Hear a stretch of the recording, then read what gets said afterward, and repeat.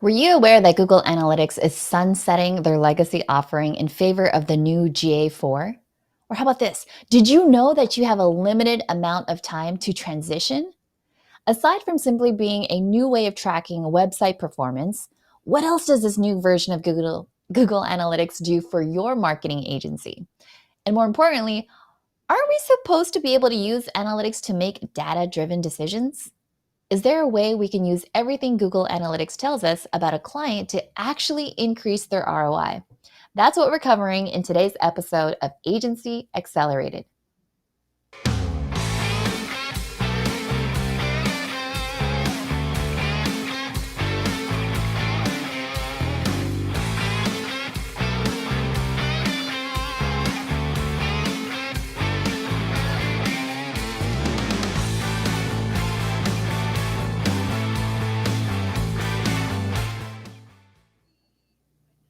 Welcome back to Agency Accelerated, the show for agencies who want to get bigger. So stick with us to learn how you can simplify your growth strategy with practical tips from the marketing pros. I'm Stephanie Liu, and I'm here in beautiful, sunny San Diego. Those of you watching live right now, let us know where you're tuning in from in the comments. I'd love to see your name. And if you're watching the replay, comment with hashtag replay. Those who watch and engage live have the opportunity to get their questions answered in real time. We're live every other Wednesday at 2 p.m. Eastern Time, 11 a.m. Pacific Time on Facebook, Twitter, YouTube, and on LinkedIn. So make sure you head on over to agorapulse.com/calendar and subscribe so you don't miss any episodes. And stay until the very end because you'll get a chance to get your hands on a creative way to grow and scale your marketing agency. All right, so today on Agency Accelerated, we're continuing an entire series for you all about ROI, the return on investment from social media marketing. Because we all want to show our clients or bosses that our work is valuable, right? Wouldn't you agree? That's right. In our last episode, we spent time with award-winning agency owner Jessica Phillips on how she's grown her marketing agency and, in particular, how she's been able to report to her clients exactly what their ROI from social media is.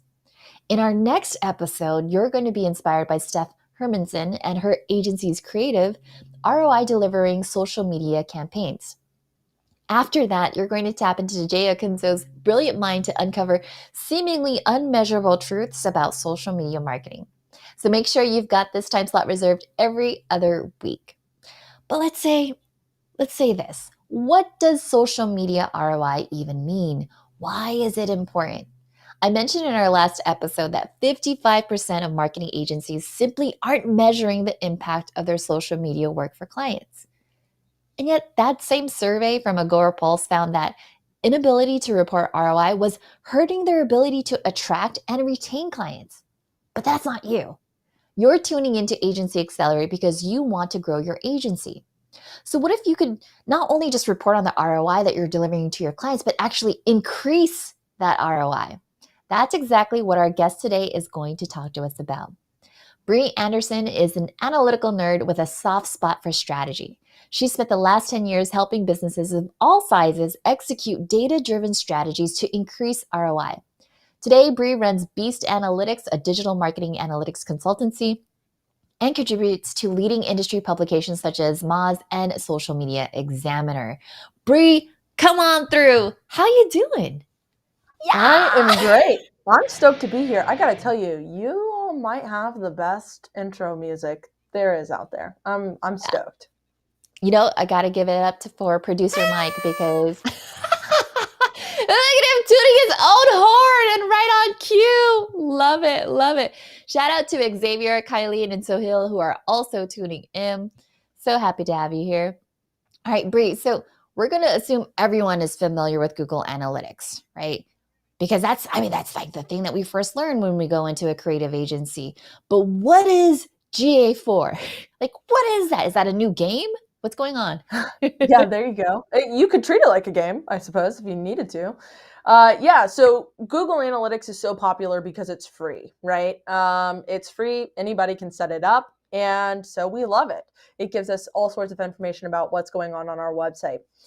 Universal analytics is actually, which is what we're used to, by the way, universal analytics is what the current platform is called, is actually an iteration of Google Analytics, the original analytics, which is actually a version of what was it called? Urchin, which is what Google acquired in order to create Google Analytics. So what GA4 is simply another iteration of Google Analytics or Urchin Analytics or Universal Analytics. Essentially, what it does is it takes all of the information that happens on your website and spits out these reports on all sorts of things. Now, why do we have Google Analytics is really, or Google Analytics 4 is really the big question I've been met with the most. And essentially, there are a few things, but one really, really big thing that's pushing Google Analytics 4 to the forefront right now is privacy. So in the last few years, in the past few years, we've had GDPR, we've had CCPA, we've had apparently China just passed something, and there was another one that I saw recently. But essentially, it's all of these privacy laws, right? That says your users have to be aware that you're collecting their data. They have to be able to opt out. They have to be able to see what kind of data you're collecting, and the data that you collect has to fall within a certain guidelines. Yeah. Now, full transparency, I'm not a privacy expert. I don't understand a lot of that stuff. I highly suggest speaking with a privacy expert if anybody gets the opportunity to, or somebody that works in legal that understands all of this legislation. But Google Analytics 4 essentially abides by those laws more or less, or has the ability to abide by those laws. And they have to push it out now because all of that legislation has gone into full effect. And Universal Analytics does not follow those laws, essentially. And it isn't built to. So what Google Analytics 4 does is it's prepped for cookieless browsing, which means it isn't necessarily following users through a cookie in the way that Universal Analytics was. So you think of like Apple users, right? iOS 14 came out and everybody freaked out because we were losing all of the data, right? Yeah. But what GA4 does is it uses modeling and artificial intelligence to kind of fill in those gaps.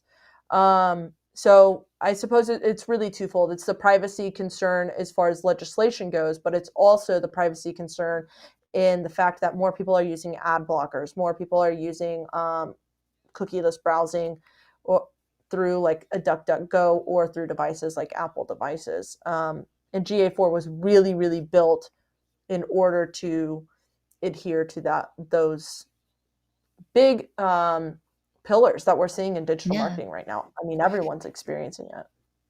That's fascinating. P.S. By the way, I love that you mentioned like Urchin and Universal Analytics and like the evolution of it. I don't know why, but I started thinking of like Lord of the Rings, and I was like, dude, this is like a trilogy right now. I'm like, there's like the prelude and everything Yeah. that's like that's happening. And so I appreciate that you painted that picture, because I was thinking, I was like, yeah, this is totally the evolution of it. And P.S. By the way, when you mentioned Urchin, I was like, okay, you've been around the game to know that for quite a long time, to really understand analytics. And this is why, friends, this is why we have experts like Brie hop onto the show. So when we talk about GA4, Brie, like, do people still have an option to use the previous version? Like, can they still use it, or is that no? It's extinct. It's going to go away. Yeah. So you will have access to your Universal Analytics until July of 2023, right?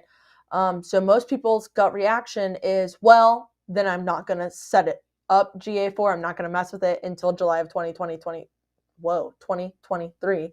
But here's why that's a bad idea.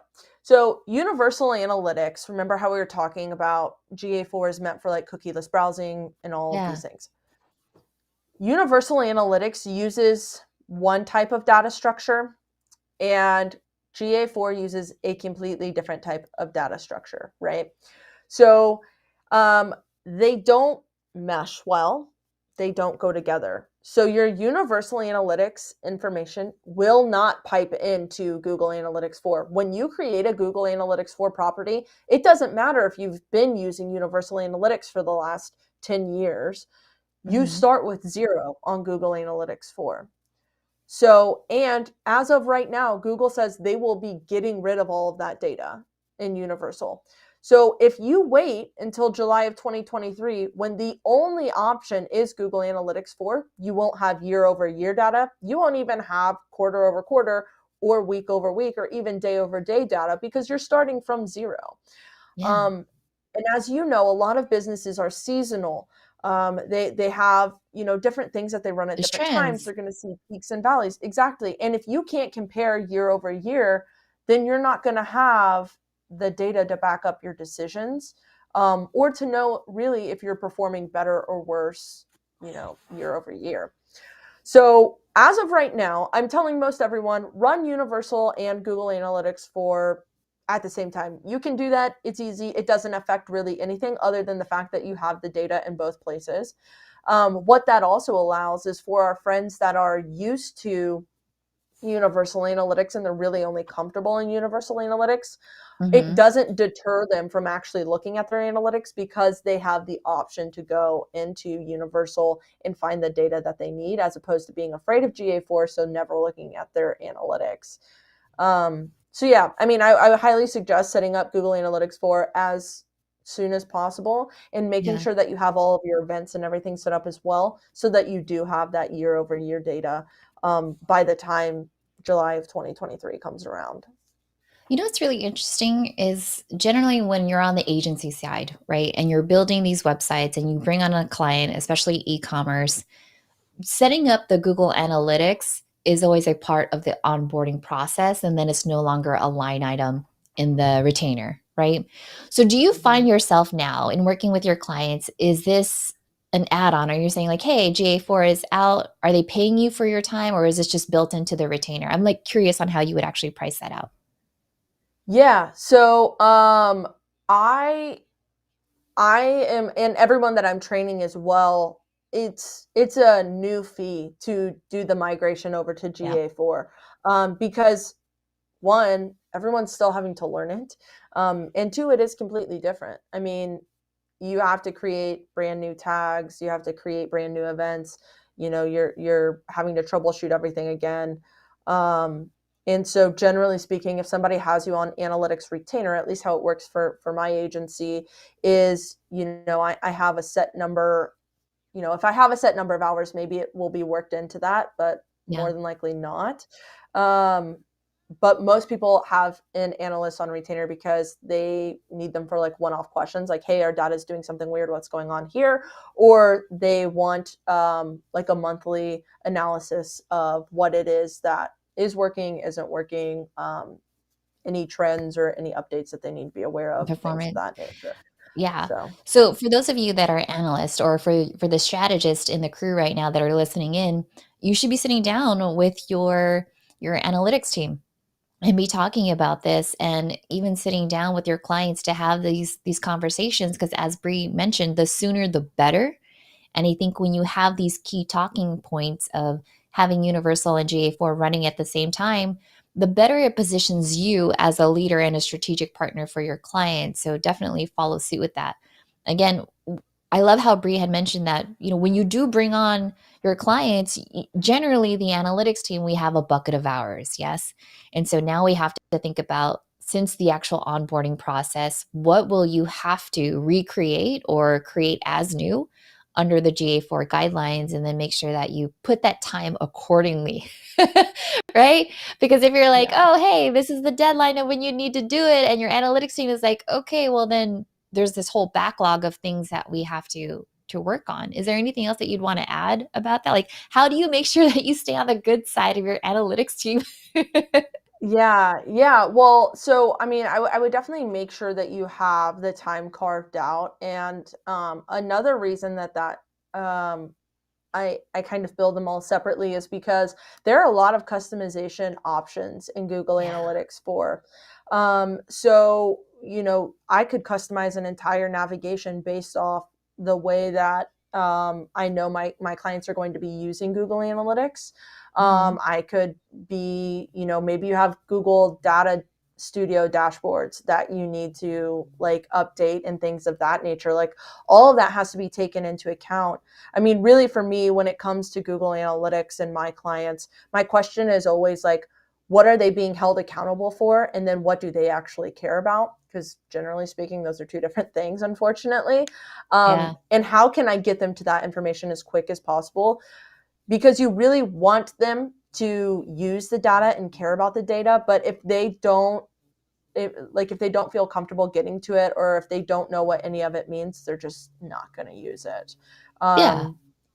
So really making sure that you understand what it is they're using Google Analytics for and what they want to see, and then billing in the appropriate time for that as well, because there are a lot of customizations that go into it.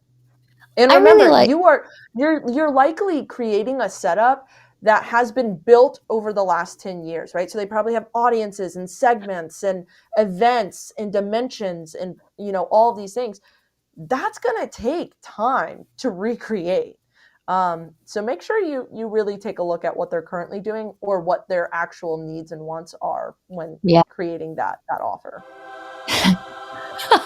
I know. I'm like, one simply does not just switch over to GA4. There's like a whole thing that needs to happen. And I love how you also explained too that yes, you as an analyst can work with your clients and set up these customizations and whatnot, but you also have to make it so that they can actually pull the data that they need to tell the story and Mhm. show the results from what they're doing. And actually, that's a good transition because now let's talk about ROI, right?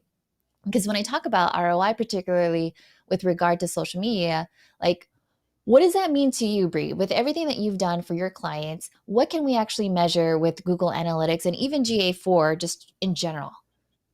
Yeah. So for me, ROI, return on investment, means return on investment. Did we get more out of what we put in Mm-hmm. than what we put in? You know what I mean? Like, did we make up that effort, right? And I think where a lot of people kind of go wrong with the idea of ROI is like, because social media is organic, they say, well, if we get one sale, like we've made our return on investment. They only think of investment as dollars. Yeah. That's not the case, right? You might have a photographer that takes photos, a videographer, a graphic designer, a copywriter, someone that's monitoring all the comments. Like, you have a lot that goes into managing social media and being present, other than just the dollars you put behind like a boosted post or ads or whatever. So for me, a return on investment is, did social media play a part in actually having a purchase happen, or a subscription happen, or services being bought, whatever that looks like. And at I kind of use a flow chart that helps people decide, which we'll talk about later, decide whether or not a strategy is worth continuing to invest in, essentially, or if it Yeah. is something worth trying to invest in. But yeah, so for me, ROI means, did we get more out of the effort and total investment into the strategy? Did we get more out of it than we invested? Love it. Gotta love the producer, man. Coming in hot with all those sound effects.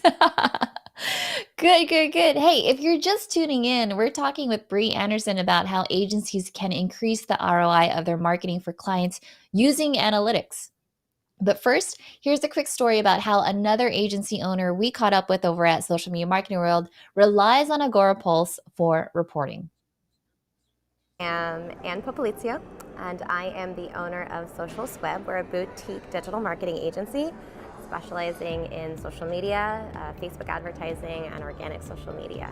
I chose Agora Pulse for a few key reasons. I think the primary reason was the robustness of their reporting and the analytics that they have. It's a really great platform for agencies. It makes it really easy to manage a team that's doing multiple layers of scheduling, approval. It's a simple tool to use, but gives me really, really, really robust information that actually helps me develop better strategies for my clients and better plans of action. I've used Hootsuite, I've used Sprout Social. I'm much happier with the functionality and the reporting of Agorapulse.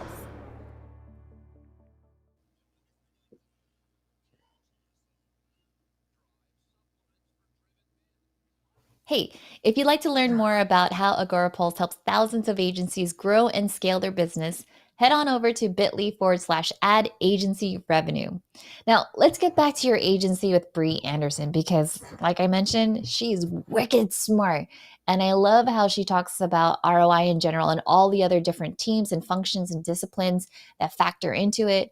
We also just like unpacked as far as like, hey, if you've been working with a client and you built those custom conversions and all those analytics and flows 10 years ago, right? You better start like planning ahead. Okay. So, Brie, before we can determine the ROI of our organic social media, what do we need to have set up first? Well, I know that, okay, let's start with one thing. So if you're e-commerce, it's pretty easy because you have an assigned value to the products that you sell, right? That's super easy. If you're subscription based, you probably have an assigned value to like each level of your subscription. Things start to get Yeah. tricky when you have like a free trial, for instance. Um, I strongly encourage that everyone assigns a value to each conversion that they have in Google Analytics, whether that's Universal or GA4. And this is why, because you want to be able to calculate that return on investment, right? But here's what's hard. What if you have a free trial and then it turns into, like a subscription after that, or you have a free level? How do you give a value to that? Well, sometimes you could just put one, as in like $1, it generated $1. But Yeah.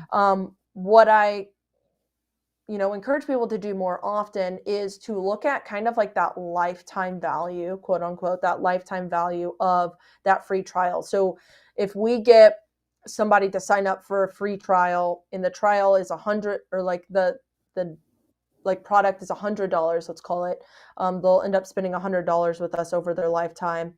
And we know that the conversion rate is 3% from free to the $100 that they're going to spend. We can assign that value as $3, right? Because that's kind of the likelihood that they're going to spend money. And we know that each lead is about $3. Does that make sense? It's a lot of That math, does make but sense. essentially, Yeah. yeah.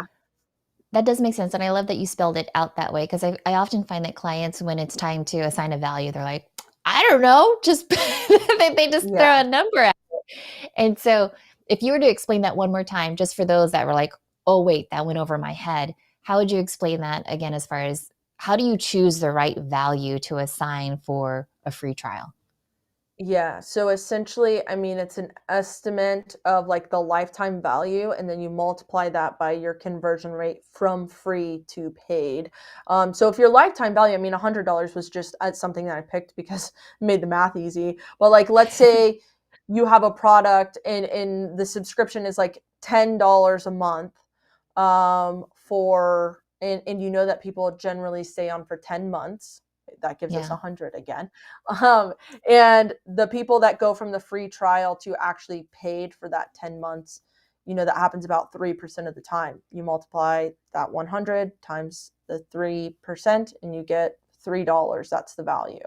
Same thing with like services. If you know that you're closing 15% of calls, and it's for $1,000 product, Yeah. anytime you're tracking that call conversion, you could mark it as $15, right? Because 15% of the time you're going to close $1,000 deal.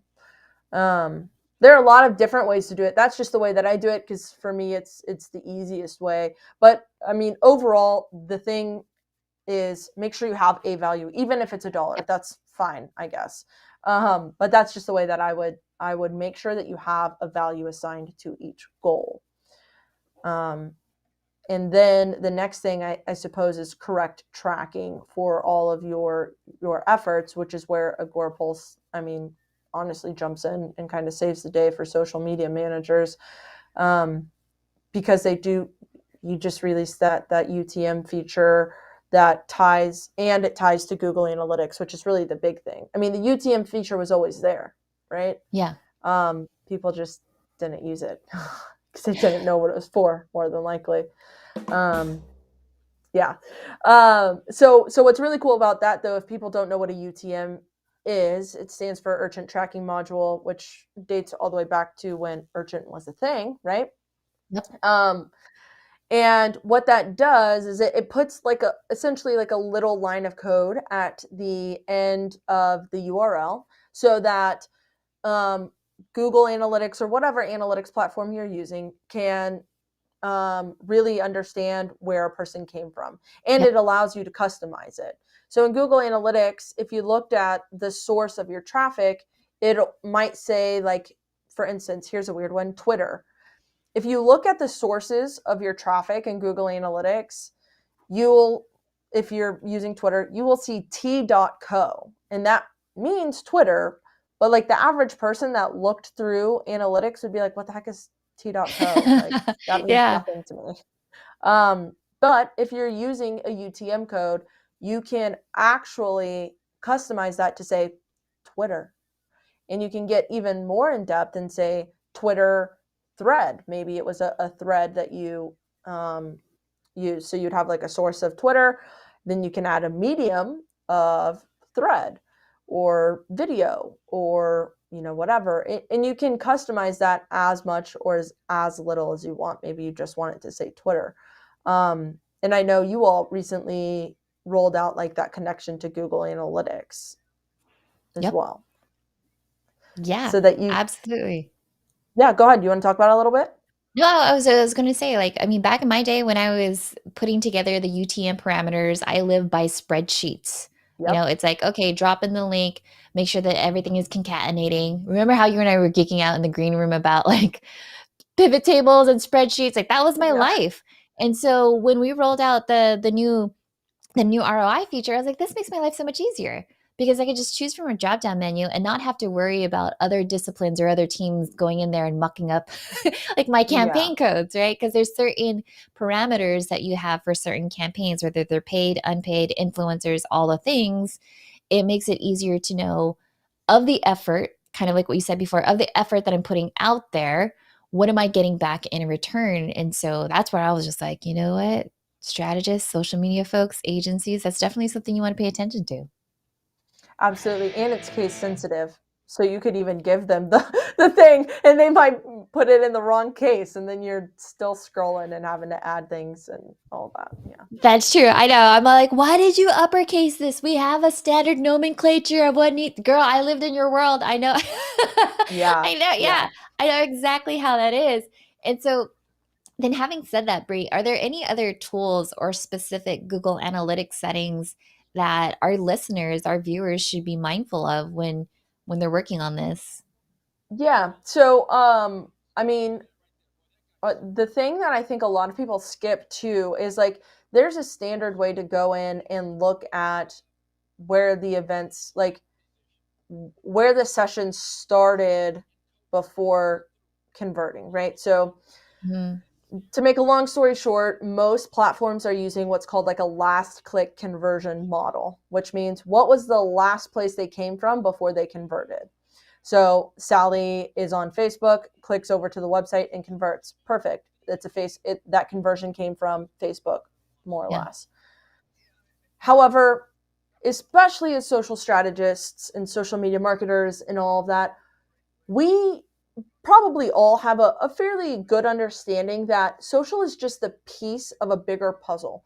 As marketers, if you went to school and took any sort of marketing class, they likely told you that an average customer has to have 5 to 7 touch points with a business before they make any sort of transaction. Obviously, that's a lot different now. The funnel is a lot different. All that stuff looks a lot different because we have, a buy now button on Amazon. But the reality of it is most people are coming to our websites probably more than once before Yeah. making that buying decision, especially if you have a higher ticket item. Like if you're selling $2 downloadables, that may not be the case, but it's still probably the case. And so instead of relying and just taking, Google's word for it, Facebook word for it, any of that, using that last click conversion model, we really need to zoom out and look at the entire funnel. So in Google Analytics, they have something called multi-channel conversions. And what it does is it shows you, 10% of your audience actually goes to Facebook and then directly comes to your website again later to make your purchase. They also have a thing called top conversion paths, which will show you, okay, they went to Facebook and then they came directly to your website 3 times and then they converted. Mm-hmm.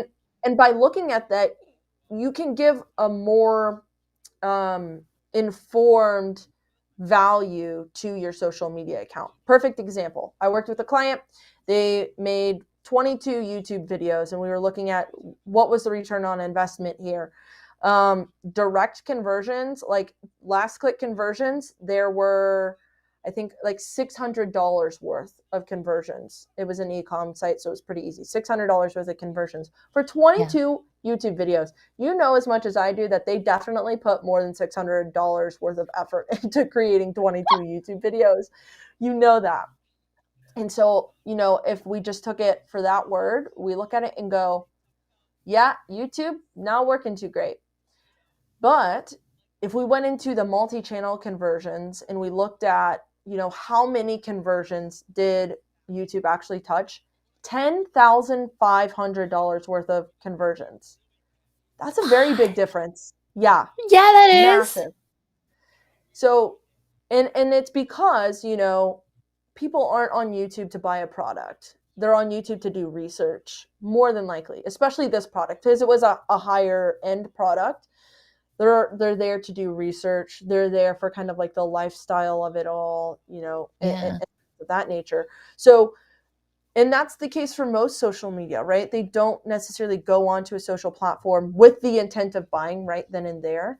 So you want to make sure that you're looking at the big picture and that full funnel using Google Analytics. And it's unfortunately a view that gets overlooked quite a lot.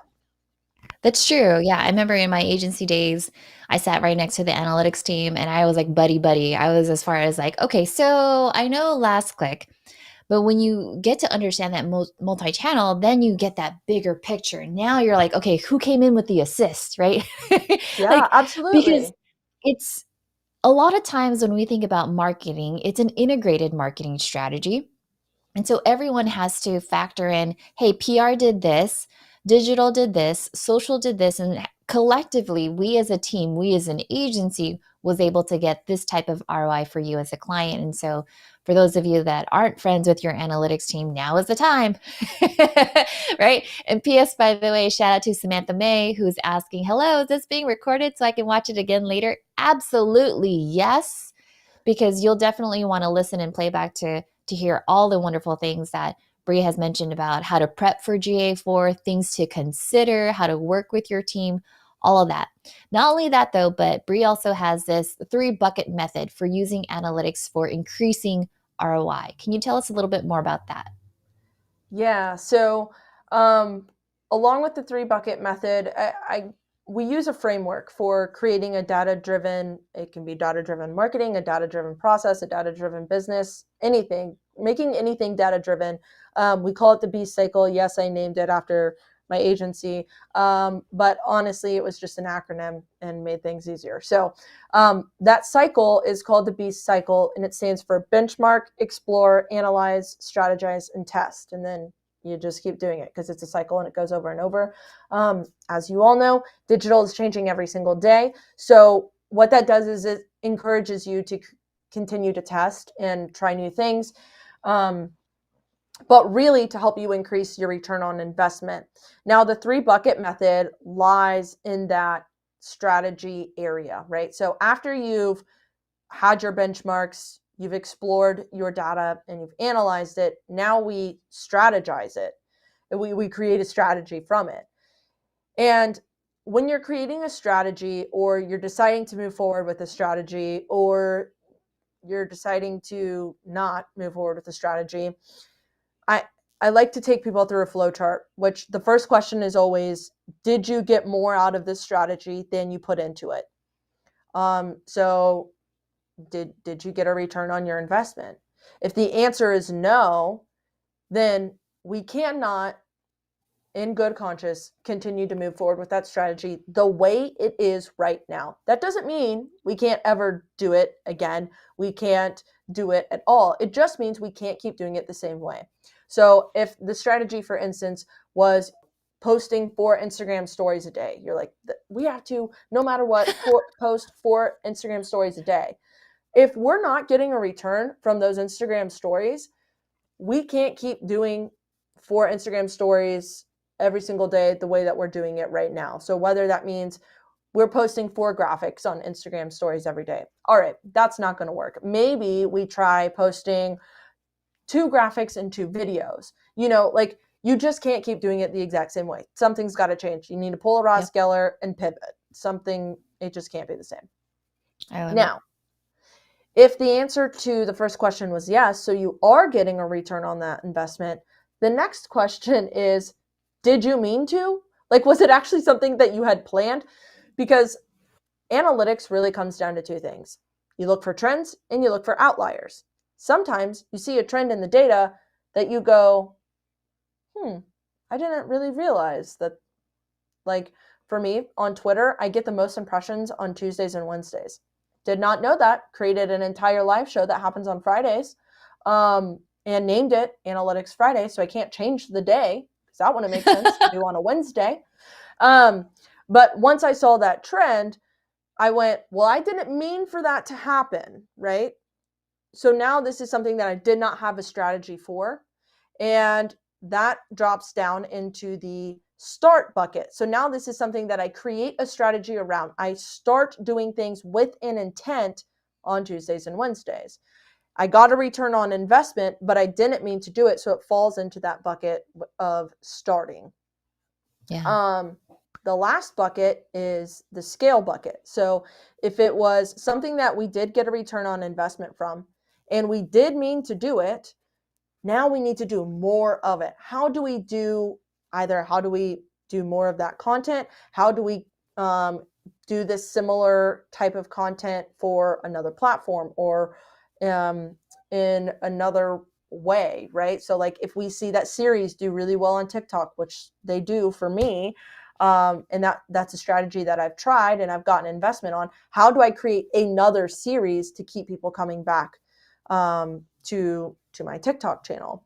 So it's 3 buckets: start, scale, or stop. That's essentially what you're going to do with all of your strategies. After you look at the analytics, you increase your return on investment by either stopping the things that aren't working, scaling the things that are working, or starting things that were working that you didn't necessarily put effort into. So now we are going to start putting effort into it. A big one for most people when it comes to start is influencer marketing of some sort, because they'll get like a lot of referrals from a specific blog or a specific affiliate. So they're able to tap into that and really focus on working with a specific person to increase the return on investment. That was awesome. In the background, I know, man, in the background, I was writing everything down. For those of you that missed it, it's benchmark, explore, analyze, strategize, test. And then for the 3 S's, is it start, scale, stop, or stop, start, scale? It doesn't matter which way you say it, but it, yeah. And I can share the flow chart with you all. I have one I can share with you so that you can share it out with peeps. Absolutely. We'll definitely put that in the show notes too, because like I said, I was writing it down. One of the ones that I wasn't on camera when you said it, but I was like, oh, that was so good. You were like, if you're going to start something, then start it with intent. And that, I feel like that is so powerful, because oftentimes when you gave the example of like, oh, we're going to do 4 Instagram reels, and just because someone said that we should do 4 Instagram reels, right? Mm-hmm. And when you had said, when you're going to take a look at the analytics and you're going to see if that actually gives you that ROI. And if it doesn't, then stop it, because there's no point in you investing your time and your talent in doing that if it's not getting the results that you want, because nothing changes if nothing changes, right? So absolutely, what can you tweak? What can you analyze and really understand, okay, how can we reinvest this time to get those results that we wanted? So for those of you that are geeking out as much as I am, I was like, yes, give me that graphic. Let's put it in the show notes because I'm a visual learner. And I was like, oh, that's going to be so good when we add that into the show notes. Yeah. Well, and something else too that it is important, you were saying like somebody said we need to be posting reels, and why it's important to go in and look at your data is because not everyone is the same. There are a lot of trends. Yes, there are a lot of experts out there, but everyone's data is different. Everyone's Mm-hmm. audience is different. Everyone's offer is different. So you have to run your own tests. Like, Yeah. do your own testing. Because, for instance, on Facebook, right? I post two types of posts on my Facebook page because I don't ever really go on it. But if I do, I'm posting one of two things. I'm either posting a text post or a live video. Which one do you think Facebook would tell me, or a Facebook expert would tell me does better, a text post or a live video? I mean, okay, having been at social media marketing world, and I'm like, is it your text post with the fancy little background? No, it's just text. Okay, I would say the live stream then. Yeah, no, I get far more impressions on my text posts than I do my live videos. And that's just my audience, right? Yeah, yeah, So everybody's audience is different. And that's why you have to look at your own data and not just go, okay, well, I mean, I know that we need to be doing reels. And so we're doing all these reels and surely we'll get an investment on it. Like, no, yeah. it's different for everyone. So you really, really need to be doing all of your own testing and looking at your own data when making I love, decisions. yeah, I love that too because even when you hear people suggest how many times you should be posting and all those other things, it's like, but there are different variables that come into play, right? Like, what's your hook? Mhm. And when you capture that audience, are you promoting a pain point or are you giving them the carrot? Because people are motivated by different things. When someone puts out copy and they're like, "Are you struggling?" Well, I'm like, this is a Viagra ad. You're like, Like, yeah, I don't want we're to listen to all it, right? struggling, okay? Yeah, All of us. skip, don't want to pay attention to that. But if someone's like, have you ever imagined what it would be like? I'm like, ooh, I want to imagine something positive. So to your point, yes, you could have a posting strategy, but understanding the different variables that come into play and testing those out is going to be like absolutely essential. And I love that you mentioned the text versus the live stream too, because I was like, man, if it was me going live on my channels, people were like, oh, one-on-one, Yeah. undivided attention. I'm gonna ask her all the things. I'm like, okay, now's the time because otherwise I turn into like hermit mode for like a month. Yeah, there you go. Right. All right. So, Agency Accelerated friends, we're getting close to wrapping things up with the Brie. So, if you've got questions, now is the time. I'm going to give you a couple of moments for you to drop in, type in your questions, and all those things. Because honestly, I've got one more question of my own that you don't want to miss. And so I want to give a quick shout out to the crew that's already here. We've got Kelly Artis who tagged Ken Robbins. Thank you so much. We have Tracy Thoreau Conyers from Silicon Beach. She's a real estate expert. She said, brilliant comment about different analytics for different content audiences. Social media is so dynamic. Yes, we have audiences that are motivated by different things, different copy, different graphics. We all learn in different ways. Some of us love to watch videos. Some of us just want the key points in a text, maybe even a carousel post. Yeah, these are all things that we should be mindful of. Good. So, having said that, Brie, what final tips do you have, particularly for agencies managing client social media accounts and Google Analytics that will help them to be even more successful? I think the big one that will make anyone like more willing and trusting of you, but more willing to work with you, is using your customers' language. I mean, that can be said for anything, but specifically when it comes to reporting, um, and that can be done in a few ways. Ask them, what are your business goals? Most people, they're going to say sales or whatever, but they might not say sales. Maybe they'll say transactions, or maybe they'll say increase in revenue, or maybe they'll say we really want to push X right now. So what are the business goals? What are they specifically being held responsible for? So what do they have to report back to their boss? And that's something that they're really going to care about. And then also, like, what are like the things that they are specifically responsible for in their role, And then whatever they say, like, use those words in your reportings. So a lot of times we'll be like, this was your cost per acquisition, and this was, your frequency and whatever, when they just want to know, how much revenue did we bring in? Yes. Or did we sell 10 lawnmowers or 15 weed whackers? You know what I mean? Like, they Yeah. all have their own kind of goals and all of that. And you really want to cater to that, really listen and empathize with them, put yourself in their shoes and go, how can we, one, present this in a fashion that they actually care about? Because so many reports go into email boxes to never be actually looked at. They just want to know that you're doing something. And two, you want the team that you're working with to be more prepared than anything to prove their value to whoever they have to prove it to. Um, Exactly. and that really comes down to understanding truly what their goals are and putting things into their words.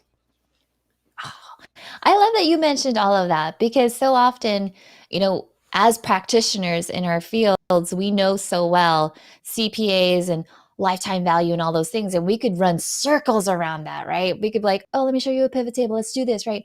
But when we have to present to, let's say, a board of directors, our investors, the key executives, the C-level executives on our teams, they have specific questions. And we as analysts, as strategists, have to be prepared in telling that story in such a way that actually resonates and still aligns with those goals. So you could geek out all you want about GA4 and analytics and all the different things, but another skill set that makes us successful, not only internally, but externally with our clients, is knowing how to communicate strategically with them. Cool. I love that. All right, Brie, we've got an amazing question for you from Cecilia. And her question is about subdomains inside of Google Analytics. How would you explain as far as how to add them into GA4? Yeah, so in GA4, it's actually really easy because you have data streams in Google Analytics 4. So you can have multiple websites in one view, which each domain is and subdomain is technically its own website. But you just put them both of those data streams in Google Analytics 4. And Google Analytics 4, you full URL as opposed to just like the everything that's after the forward slash or back forward slash, right? Yeah. So just add it as another data stream, and then you'll be able to see the full URL. So if you have like a blog.beastanalytics.com, then you'll be able to see that blog dot blah blah blah. And it's really important that you have those in the same view too, because it helps you understand the full user journey.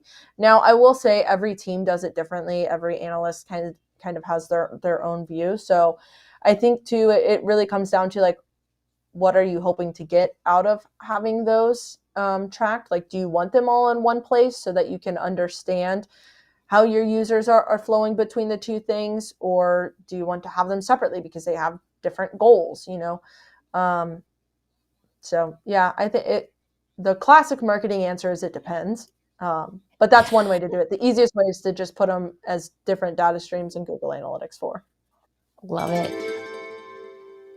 Bree, this has been amazing. Thank you so much. I could already see in the comments that a bunch of folks are taking notes, gathering information. So, having said that, can you tell our viewers and our listeners where to connect with you and learn more about you and Beast Analytics?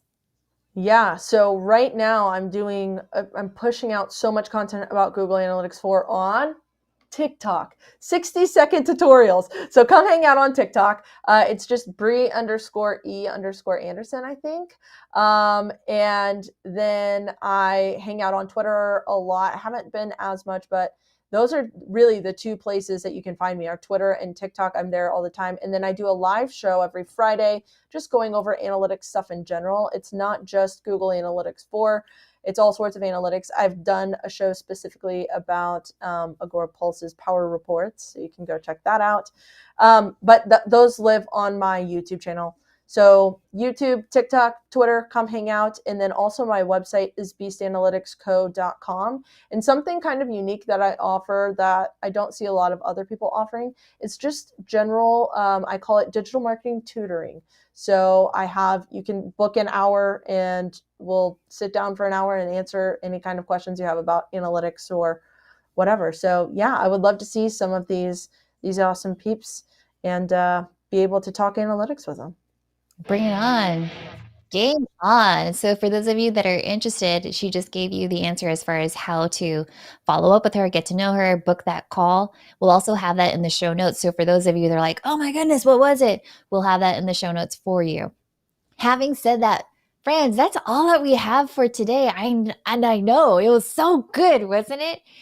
So, check this out. In our next episode, we'll be talking to agency owner, consultant, and speaker Steph Hermanson, exploring how she works with her clients to create ROI generating social media activity.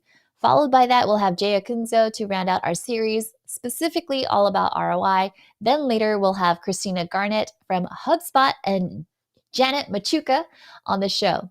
So, listen, if there's a particular topic that you'd like us to cover or someone that you think that we should talk to that will absolutely blow our audience away, head on over to agencyaccelerated.live and drop us a note. I'd love to hear from you and get your insights on what do you want to learn more about, because honestly, this show is for you and we want to get your questions answered. Having said that, I'll see you accelerating into the next